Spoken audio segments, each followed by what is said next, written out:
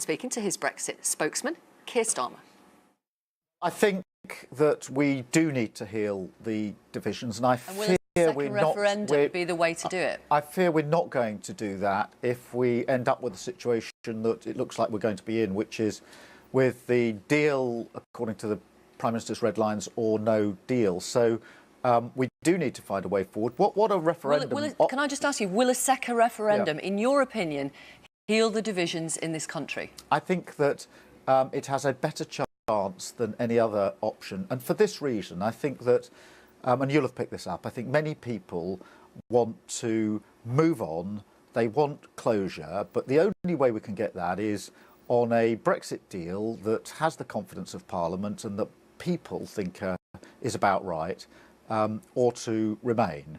I just don't think that we're going to get that closure by forcing through a deal, which everybody can see Parliament doesn't really want. Okay, the idea that that's closure, I just think is misconceived. One of your own MPs has called this move to a second referendum on your part an absurd decision, and that you're reneging on your election manifesto promise to honour the results of the referendum. Another has said you are ignoring millions of Labour Leave voters. What do you say to them?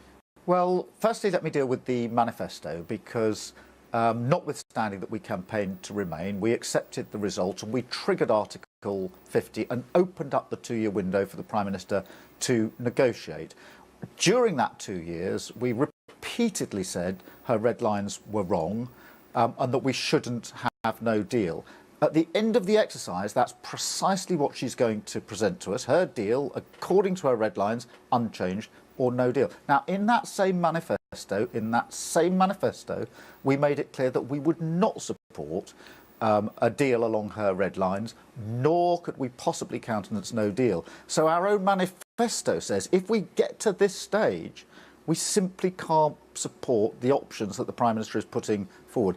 Okay, but this comes at the end of the 2-year exercise. The window of Article 50 is closing, and we've got more limited options than we should have. And that's why we want to put our Brexit deal up to a vote this Wednesday. Right, but what do you think? That's a proposal for leaving. Sorry to interrupt. What do you think Labour supporters in parts of the country that voted to leave will think of you and Jeremy Corbyn now? Well, I think everybody who voted leave wants to leave in a way which has the confidence of Parliament and the confidence of the country. Nobody really wants the disruption that could follow from a bad deal or no deal. Whatever people say now about no deal, if in months and years to come there's been an impact on jobs, businesses have moved abroad, communities have been deprived of those businesses, they will come back to people like me and say, why on earth didn't you do anything to prevent that no deal outcome? And they would have a point, because we've got a responsibility, this goes beyond political parties, to prevent us crashing out without a deal. We're going to get the Prime Minister's impact assessments, I think, later today on the impact of leaving without a deal. I am sure they will show just how bad it would be for the country. And you would challenge me in a year's time, if there's a downturn in the economy, to say, why on earth didn't you and others take steps when you could to do something about it? And so that's what we're doing.